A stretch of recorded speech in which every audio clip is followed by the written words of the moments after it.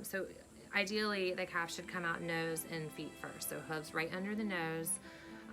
You want to see that nose, that mouth, and 2 feet. Hey guys, Donna here at Hazel Farm. I am sitting in the stall with my girl Hazel. Hazel is my baby.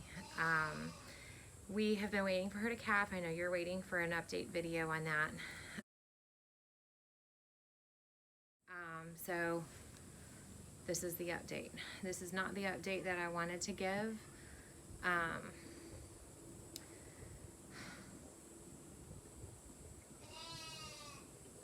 Farm life is hard. So here's Hazel's story. 2 days ago, Hazel had a very large udder, and we took the advice to go ahead and pre-milk her, to lead milk. That is to milk before calving. That is recommended in cows who are higher production, and if they're already streaming milk, there's no reason to not go ahead and help her out. Anyways, I milked her. That's the last video that you saw. About an hour later, I came out to check on her because we had a storm coming and she was way out in the field, and she was very slow moving. It became apparent that she was probably in the early stages of labor. She was in pain. She was grunting a lot. She was having a hard time getting around. She wasn't pushing.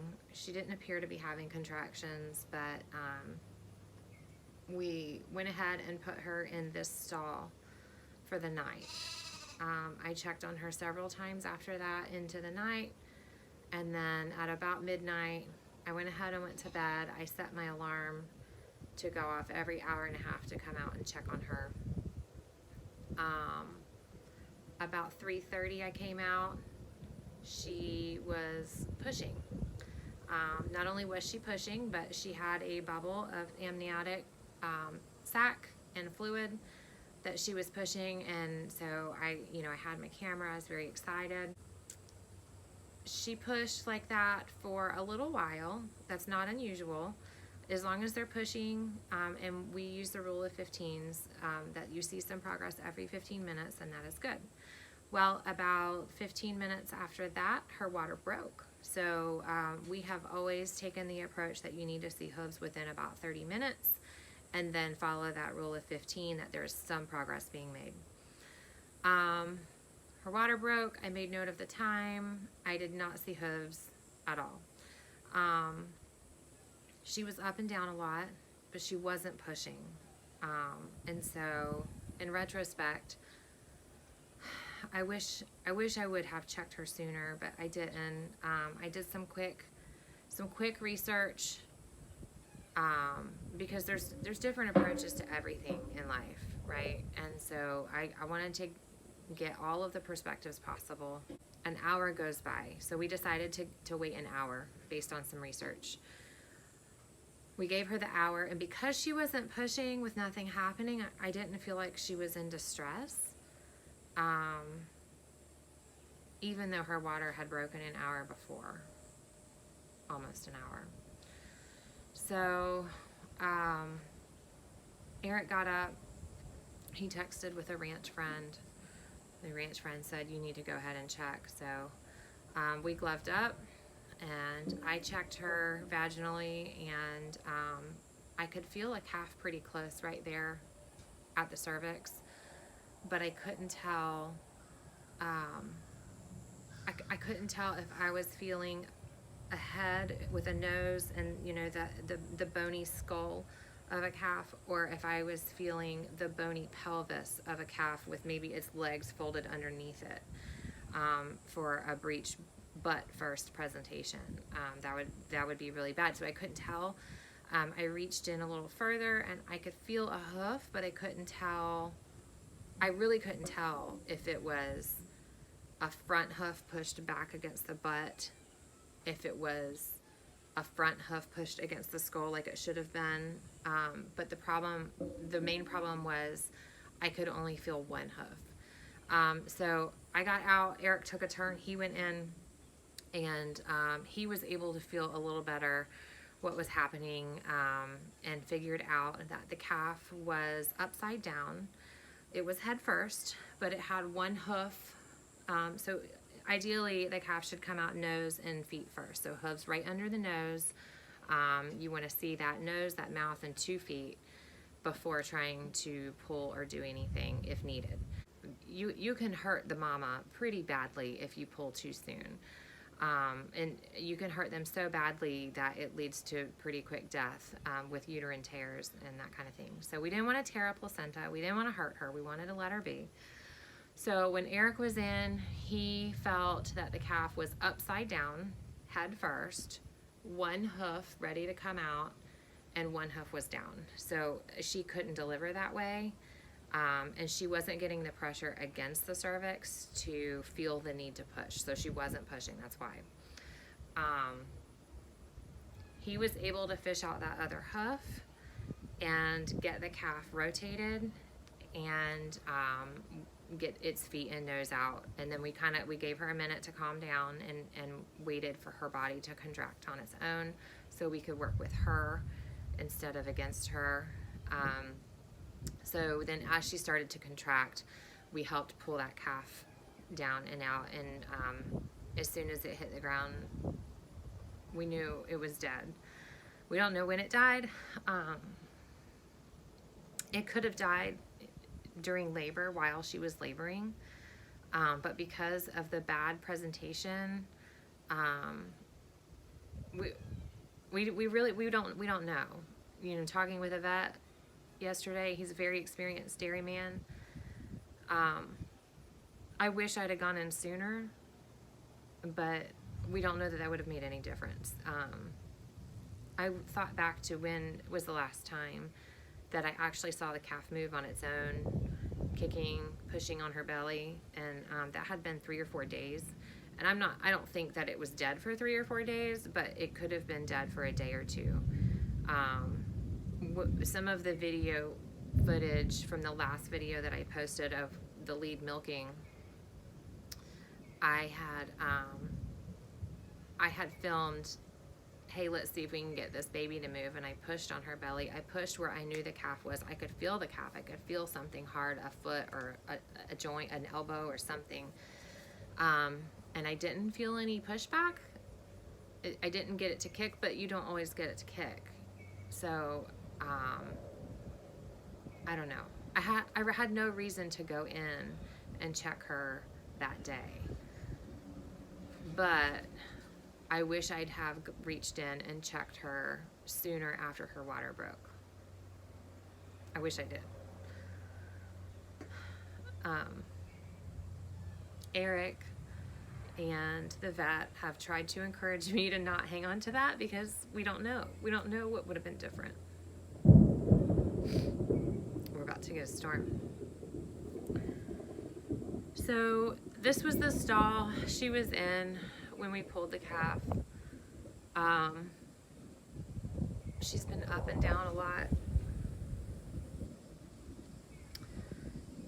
We let her lick the calf off. It broke my heart. So this has left her ill. We're treating her for a possible uterine infection if that calf had died a day before or 2 days before. Amniotic fluid was a little bit cloudy. I didn't like the look of it. It wasn't bloody. There wasn't meconium. It just was a little bit cloudy. And I even mentioned it when Eric was fishing out that other hoof. A gush of fluid came out. And I said, I don't like the look of that. So she's being treated with some antibiotics. We're also treating her for milk fever because she had such a rush of milk before calving. I did milk her out yesterday morning after we pulled the calf, and she was on her feet. She only gave 1.5 gallons, which I wasn't surprised about. I figured she was probably holding back for her calf at that point, which is normal for just calving, normal for new mamas.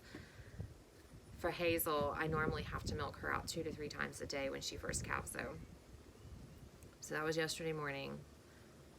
I made the decision not to milk her out last night because through all of this, she developed a pretty horrible bout of diarrhea the night before calving, and that has hung on. So we're trying to get her gut right. She's very dehydrated, and milking her out now is going to make it worse. So she's drinking some on her own, very little. She has zero appetite. She wants no hay, no grass, no grain. She nibbled at grain in the morning when I milked her. I know, baby. She is still having contractions, and we've reached in to feel for a twin, and we don't feel anything like that. There's the possibility of a piece of necrotic tissue, piece of necrotic placenta in there. She passed after birth on her own. She doesn't have heavy bleeding. The diarrhea is bad. We're treating her for possible milk fever, possible ketosis. We're treating her for possible uterine infection. She's depressed.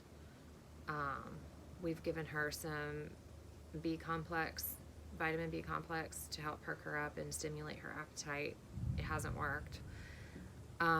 She's getting probiotics. She's getting slippery elm and Pepto-Bismol for the diarrhea. She's getting electrolytes. We've been drenching her with fluids, those electrolytes and water, like 30 cc at a time if she refuses. And then sometimes she's getting up and drinking on her own. We did sugar water last night, and she's also getting calcium drench. So we're doing everything we can do. We're throwing everything we can at her. Hoping the vet calls back soon. The local guy, very experienced dairy fella. He's busy, and he's on the brink of retirement. Like, I thought he was done with the general public, and he was only doing some work for a local dairy or two. But he did call me back yesterday, and I was shocked and extremely grateful. But I'm hoping he calls soon. If he doesn't, I'm going to text him again. I really am curious if there's something going on with her gut that I can't see or know, like a twisted gut kind of situation.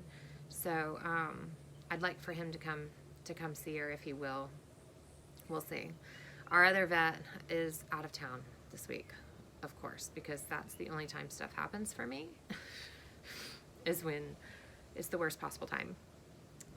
But anyways, that's the update on our girl. If you are a customer waiting for milk, I posted a video on our farm page, on our Facebook page. We don't know when we're going to have milk. We don't know if we're going to have milk. Right now, the storm's coming. I'm either going to stay parked here, I'm going to run inside for a bit and get some lunch. But that's the story on Hazel. She's just hanging out. She's very sunken in. She's dehydrated. Her rumen is completely empty. When she does poop, there's really not much there. So thanks for watching. I'll update as soon as I can. If you're a praying person, we sure appreciate your prayers. I know to most people it's just a cow, but you know, God tells us to pray for all things big and small, and so we're praying over our girl. One last word. I know that I'm going to be chastised by some of you. I know that some of you are going to say, yeah, you should have reached in sooner. You don't deserve to keep animals if you can't take care of them. I know. I feel strongly that if I'm going to live transparent here and I'm going to share our farm with you, that I cannot just share the good. This is the bad. Sometimes it's really bad. It sucks so bad. And you can call it a mistake. You can call it negligence. I really don't care. I'm just here to share. So if you'd like, take a lesson from me, and don't do nothing for fear of doing the wrong thing.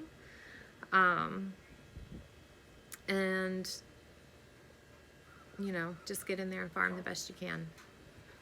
We're doing our best, and we're sharing that with you. So thanks for following. We appreciate it. We'll talk to you soon. Bye-bye.